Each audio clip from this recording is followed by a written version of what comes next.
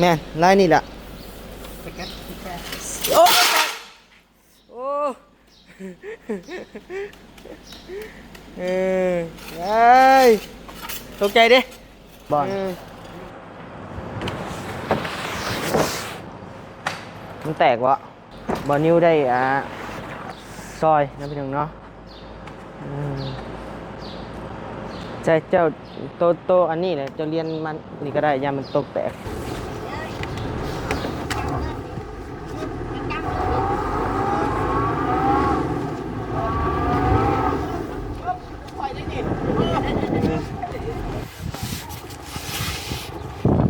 อึ๊บยังไง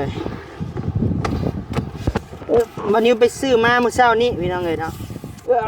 หนักเลยมันเป็นสีเทาหรือว่าสีลายหินอ่อนนะพี่น้องเนาะมันกะเหมาะบัดนี้คือว่าเนาะอันละมื้อนี้แล้วก็ทั้งแม่เพิ่น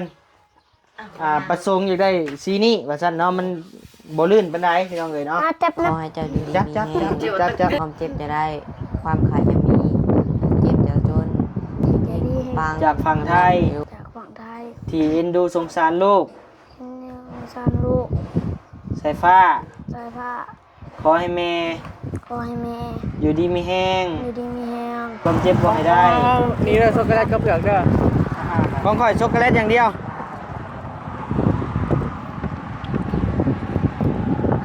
75 100,000เนาะโอ้ยมัดเงิน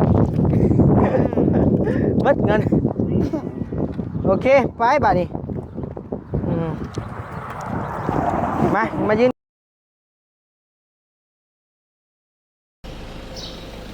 แม่นลายนี่แหละโอ้โอ้ไอ้ตกใจดิฮะอะไรก็เจ้าและชูนมันค่าติดแตกโบราณประมาณ2 แผ่นวันฉันถึงเงินหักเงินลายได้ดิ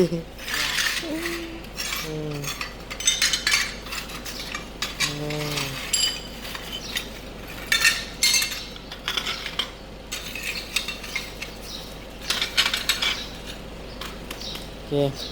เอา18 แก๊สเนาะอย่างเดี๋ยวเปิดให้ก่อน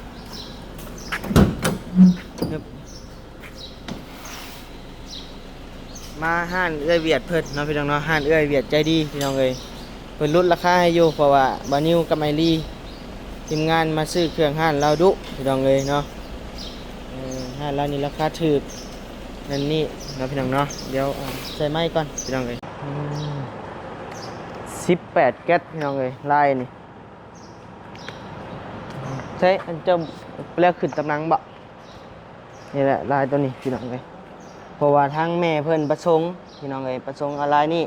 แล้วกับทางบานิวกับมักแน่เนาะเพราะมันเป็นห้องเด็กน้อยพี่น้องเอ้ยเป็นห้องเด็กน้อยแล้วมันสิสะอาดสะอ้านลายนี่เนาะถ้าว่ามันเป็นลายแบบเรียบๆนั่นแหละมันสิเปื้อนพี่น้องเอ้ยประมาณนั้นใส่เบิ่งถ้าเป็นลายนี่มันสิเปื้อนง่ายพี่น้องเอ้ยนี่เปื้อนง่ายตัวบานิวเอาลายนี้คือว่าลายยอดนิยมเนาะจะเก็ตละ2 4 6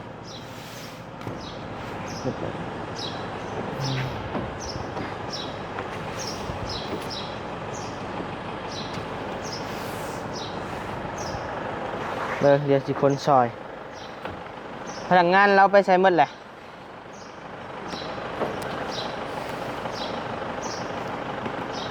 เดี๋ยวคนซอยอ้ายเราก่อนจักเล็กจังหน่อยเราเลย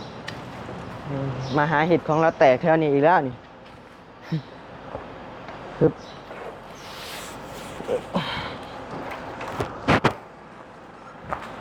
ใช้โบแมนบอลมันแตกวะอันนี้ก็แตกวะโอ้ทีละ2แล้วเนาะนั่นเอง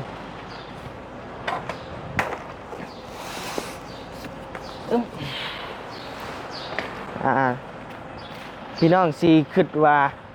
ซื้อไปให้ไผพี่น้องเอ้ยเนาะอันนี้แม่นซื้อไปให้น้องสายฟ้ากับน้องบุญทวีเด้อพี่น้องเด้อเนาะมีทางแม่ใหญ่ใจดีแม่หักวานิวนี่แหละอยู่ทางฝั่งไทยเนาะแต่ว่าเพิ่นเฮ็ดงานอยู่ทางต่างประเทศบ่เนาะเพิ่นสดซอยกระเบื้องพี่น้องเอ้ยเนาะกับค่าสร้างเฮ็ดกระเบื้องนี่แหละก็วันนี้ก็โอ้โคตรมีดีใจวันนี้ก็ได้เนาะอึบเป็นครั้งแรกงบเพื่อนน้องไซฟ้าที่ว่าบอนิวได้ซอยนะพี่น้องเนาะใจเจ้าโตอันนี้แหละเจ้าเรียนมันนี่ก็ได้ยามันตกแตก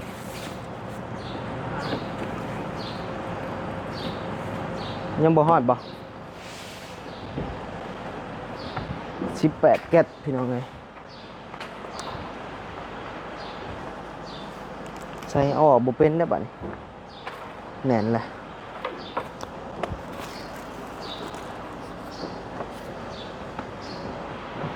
ออกบ่เป็นพี่น้องเลยจังนั้นมันสิตกแตกคือของเราเฮ็ดนี่ ตกง่ายซำได้นี่ได้ฮะอะไรก็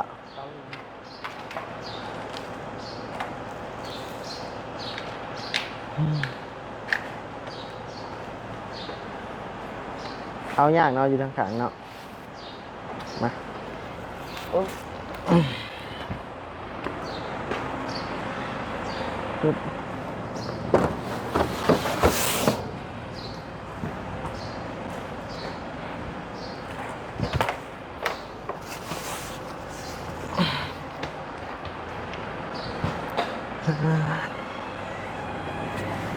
ดีใจน้ำน้องสายฟ้าวันนี้ก็ได้ วันนี้เขาจะไปหับเงินมานะพี่น้องเนาะไปหับเงินมาจำนวน 4,500แม่เพิ่นโอนมาให้เนาะค่ากะโลนี่ฮะ 2,000 ปลายพี่น้องเอ้ยแล้วก็ค่าสร้าง 1,000 ปลายแล้วก็ทั้งแม่เพิ่นให้ค่าน้ำมันบัดนิววันนี้ซื้ออยู่ซื้อกินน่ะ500พี่น้องเอ้ยโอ้เนาะขอบใจทั้งแม่เพิ่นหลายๆเด้อเนาะจากผู้ใหญ่ทางฝั่งไทยพี่น้องเอ้ยต้องจะใส่ข้าวนี่บ่ได้บ่พยายามเรียนไกลโพดเลยอย่ามันเหี่ยนะข่อยไปทางมันบ่อยากดีปานใดลมเลยเด้โอ้เจ็บเด้โอ้หลอกเลย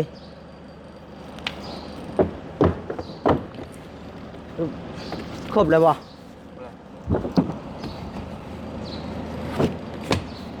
แก๊สเนาะโอ้ได้เลือดเลยวันนี้ยังไง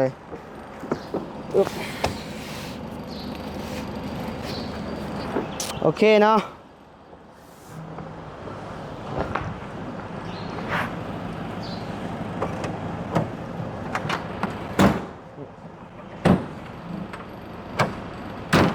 ไปพี่น้องเลยเนาะไปพบไปพ่อกันอยู่ที่เฮือนน้องสายผ้าพุ่นเลยเนาะพี่น้องเนาะโดย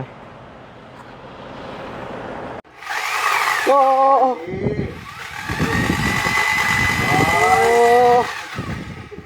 เห็นยังไงนี่ฮะตีปูนบ่โอ้บอบบี้หาจะจับกล้องให้คนนี้หาบอบบี้จับกล้องให้ก่อนพี่น้องเลยเนาะโอ้ใช่ผ้า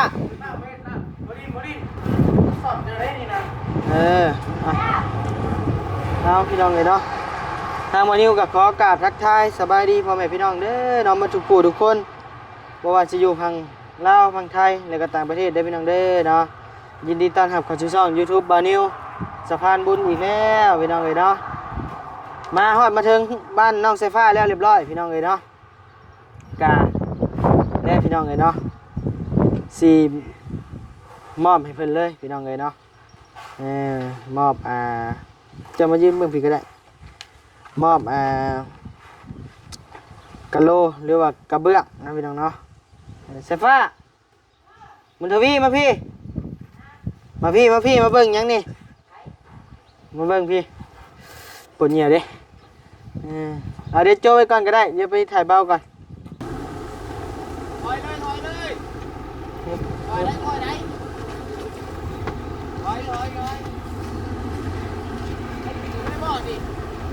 ขึ้นเลยบ่ได้แล้วเลยนะ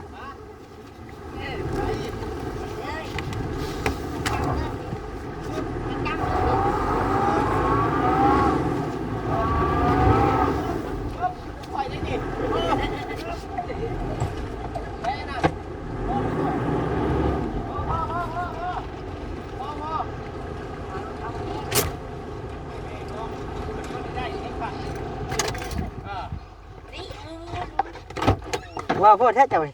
เจ้าก็ขึ้นตัวนี้เลย ยอมเลยตัวนี้เนาะพี่น้องเลยเละนี่ของไผ่นี่เบิ่งมึงดู ลูกน้ำนี่บ่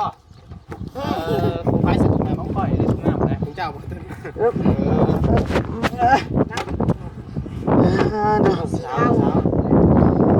นี่แหละ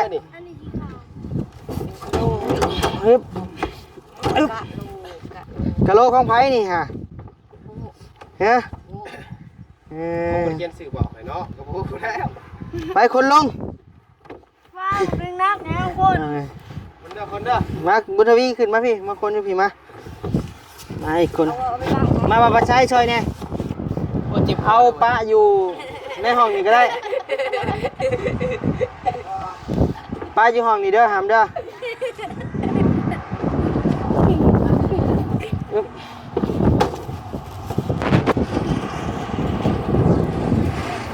พี่ยืนอยู่พี่ก็ได้พี่มันบนสะท้อนนะ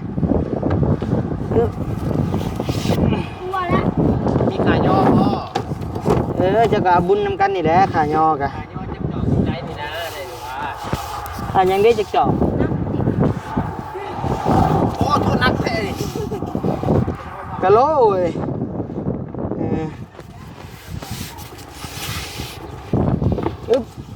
น้องเอ้ยวันนี้ไปซื้อมาเมื่อเช้านี้พี่น้องเอ้ยเนาะหนักเลยมากอยู่บ่หามสีนี่เดี๋ยวจังหน่อยเข้าไปในก่อนก็ได้เนาะ เอาดึงออกไปเลยเหรอ จะเกิดจะดึงตีนี่ดิ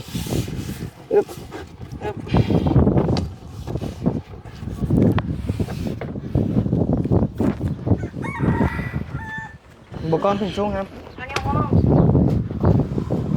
เอาบล็อกและห้องเอา เอาทันเลย โอ้วันนี้ชื่อมาอยู่18แก๊สนะพี่น้องเนาะ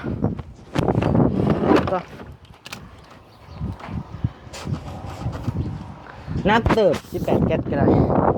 เดี๋ยววันนี้จะมาจะคุ้งนักแห้งเอาพี่ ห้องบอกเป้าในคนเดียวบอก บึ๊บ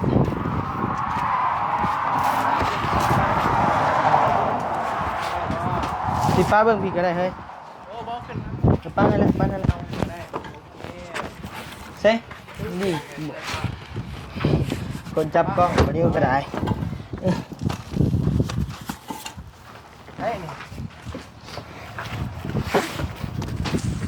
เป็นยอมตาโลกเลยจ้ะเดี๋ยวมันจะขึ้น โอเคเนาะยังเลยเดี๋ยวให้ทางบอบบี้คนช่อย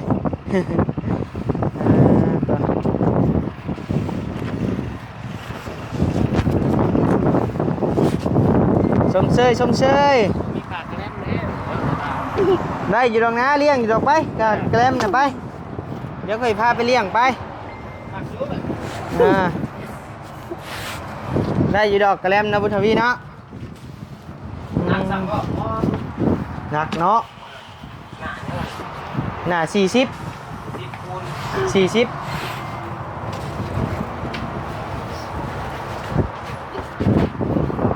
คุณแห้งร้อยโห180นะคุณนี่พี่น้องเอ้ย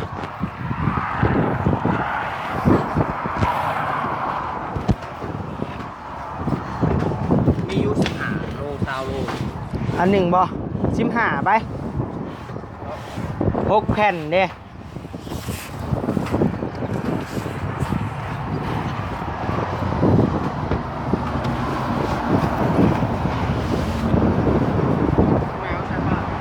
กโบพี่ อันสุดท้ายแล้ว ฮะพอดีย่อมวน ไปบนปัดเดียวได้ป่าวะ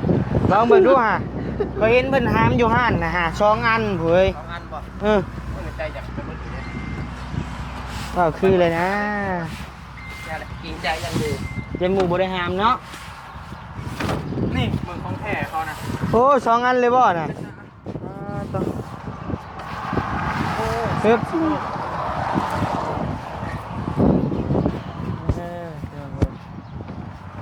ไปใส่ผ้ามาพี่ รักบ่รักอยู่บ่ เดี๋ยวทำดึง ปึ๊บ ป้า เฮ้ยอันน่ะบี้มาไปหาเจ้าเนี่ยบัดนี้ไปหามุมมันจะแย่อย่าเพิ่งนั่งก่อนน่ะยืนก่อนเบิ่งสิเปิดให้เบิ่งสิเอา ตัวนี้ มันได้สิเปิดสิเบิ่งเด้อมักอยู่บ่หมดนี่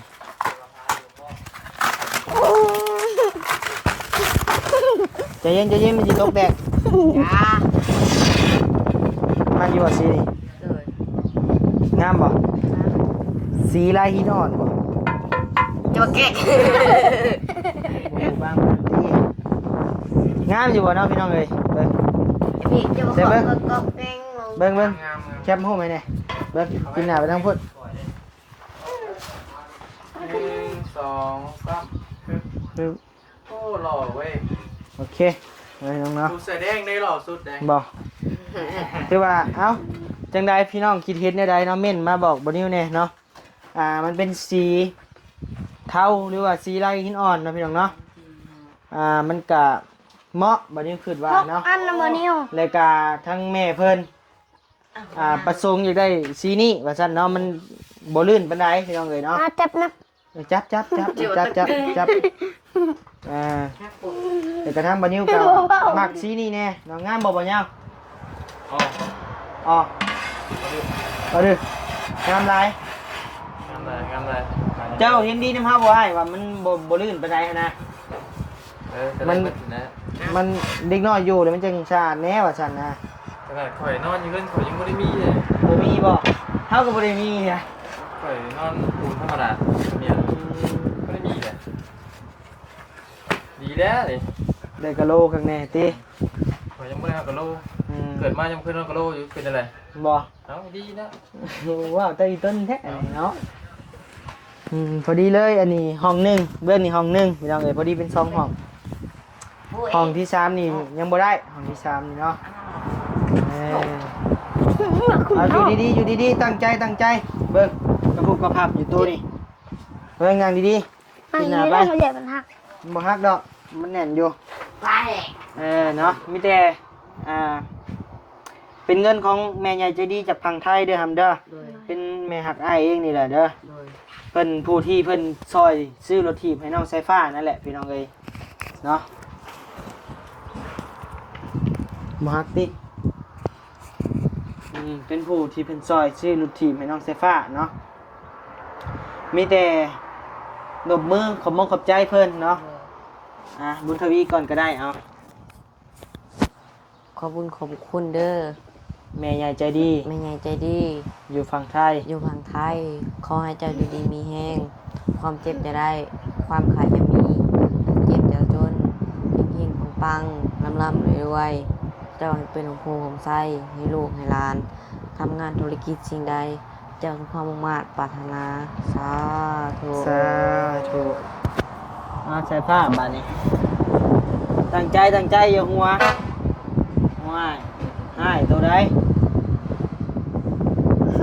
อย่าหัวเว้า โบ ไอ้ เป็น สอนอยู่ โบเป็น เว้าดี โบเป็นอะไรได้ ๆเอาไอ้สิพาเว้าเด้อ โอเค บัดสุดท้ายเด้อบัดนี้เด้อถ้าว่ายังเว้าบ่เป็นนี่เลยสิตบปากได้อบัดนี้ได้ โบเป็น บ่เป็น เอาไอ้สิพาเว้าเด้อขอบมงขอบใจ ก็มาขอบใจ แม่ใหญ่ใจดี มีเงินใจดี จากฝั่งไทย จากฝั่งไทย ที่เอ็นดูสงสารลูก เนี่ยสารลูก สายฟ้า สายผ้า ขอให้แม่ ข ขอให้แม่ อยู่ดีมีแห้ง อยู่ดีมีแรง ความเจ็บบ่ให้ได้ ความเจ็บไว้ได้ ความไข้บ่ให้มี ความไข่ไว้มี ปรารถนาสิ่งใด ปัญหาสิ่งใด ขอให้ได้สิ่งนั้น ขอให้ได้สิ่งนั้น สมความมุ่งมั่น ผมมุ่งมั่น ปรารถนา ปรารถนา อย่าเจ็บอย่าจน และเจ็บแบบจน ร่ำรวย รับรวย ๆอยู่เป็นโฮมไส้ ภูมิใจ ให้ลูกให้หลาน ให้ลูกให้หลาน ตลอดไปเด้อแม่เด้อ ตลอดไป เด้อแม่เด้อ เด้อแม่เด้อ สาธุเอามือขึ้นหัวแล้วก็ทางบ่าวนิ้วเนาะแม่เนาะที่เป็นในนามสะพานบุญให้แม่เนาะย้ำเอาไปอีกก็ได้ก็ เป็นในนามเป็นสะพานบุญให้แม่แล้วก็เป็นวันนี้ก็ขอขอบคุณขอบใจทั้งแม่ที่ไว้ใจเชื่อถือให้วันนี้มาเป็นสะพานบุญให้วันนี้ก็ขอขอบคุณขอบใจหลายๆเด้อแม่เด้อเนาะขอให้แม่อยู่ดีมีแห้งความเจ็บบ่ให้ได้ความไข้บ่ให้มีปรารถนาสิ่งใดขอให้ได้สิ่งนั้นสมความมุ่งมั่นปรารถนาอย่าเจ็บอย่าจนร่ำรวยๆเด้อนอนรับก็ให้ได้เงินหมื่นนอนตื่นก็ขอให้ได้เงินล้านแบมือมากให้ได้แก้วมณีโสดโทษให้บ่อยมาพานมันให้บ่อยมาเบียดเกลียดจังไรบ่อยมีมาใกล้เด้อสาธุพี่น้องเอ้ยเนาะแม่เพิ่นฝากเงินมาจำนวน 4,500 เด้อครับเด้อเพิ่นแบ่งให้อ้ายซื้ออยู่ซื้อกิน500 บาทและค่าสร้าง1,700 บาทและค่าเนี่ย 2,000 กว่าเนาะพี่น้องเอ้ยบินอยู่โลดผู้บินบัดนี้เอามาอยู่เนาะ2,600 10 บาทนี่แหละประมาณนี้แหละพี่น้องเอ้ยโอเคตับกันก็ได้เรียบร้อยพี่น้องเอ้ยเฮียงวะบ่เฮียงปลาเกิดวะ เขาก็บ่ฮู้คือกันเด้อ พี่น้องเอ้ยเนาะมีแต่สั้นๆแล้วเนาะได้แล้วบาทนี้ เอาใหม่ ใช้ถ้าเอาไปใช้เดี๋ยวนี้ว่าทางวันนี้อันออกไปเอิ้นอันกระแลมเมื่อกี้นี่ไปเรามาอยู่บ่แม่นพ่อกระแลมอย่ามันลงทาง ใช่มาบ่ไปกระแลมลงทางไปสิเลี้ยงนี่ไปสิเลี้ยงนี่ไปใช่มาแม่เฮ้ยมันบ่มีเลือกได้ตามใจวะนี่ เอาตัวราคาถูกแล้วเอาตัวจอกแล้ว มื้อนี้เอาเรื่องให้ตามใจอีก เปิดเบื้องนี่แหละชูมันถึกโอเคเอาตัวจอกเลยเด้อ จอกนี่ว่า จอกเท่าไรนี่ฮะจอก4,000โอ้ยอันนี้ดิ ปัดตู้นี่ได้เท่าไหร่นี่ 25,000กี่โอ้ยเอาอันนี้แล้วจะจอกนี่5จอกบ่ยาวดิพอสร้างอีกป้าหมดเลยเงินข่อยบาทนี่ อะไรก่อนนี่เป็นวัด แล้วมีมากลิ่งแว่นำผม นั่นหมวนแล้วเพิ่น ผมบ่จ่ายเด้อตัวนี้เด้อเขาบอกไว้ก่อนเด้อไปกันเด้อ มันแพงผมบ่จ่ายได้ เลยจับเลยนะม่วงนึงบ่นี่ซื้อให้ บ่จัก ไม่ บ่ ไม่กินนำกัน2บ่บ่ของข่อยเอาช็อกโกแลตกับเผือกเด้อ จับไปเลย เอาอันจะจอก1 2 3 เดี๋ยวห้าม เบิ่งกว่า25,000ยังให้เขาตื่มอยู่ปัญญาก็พอสร้างเด้อ เจ้ากระจายแล้ว5,000 ของเอานี่เลยช็อกโกแลตกับเผือกเด้อ ของข่อยช็อกโกแลตอย่างเดียว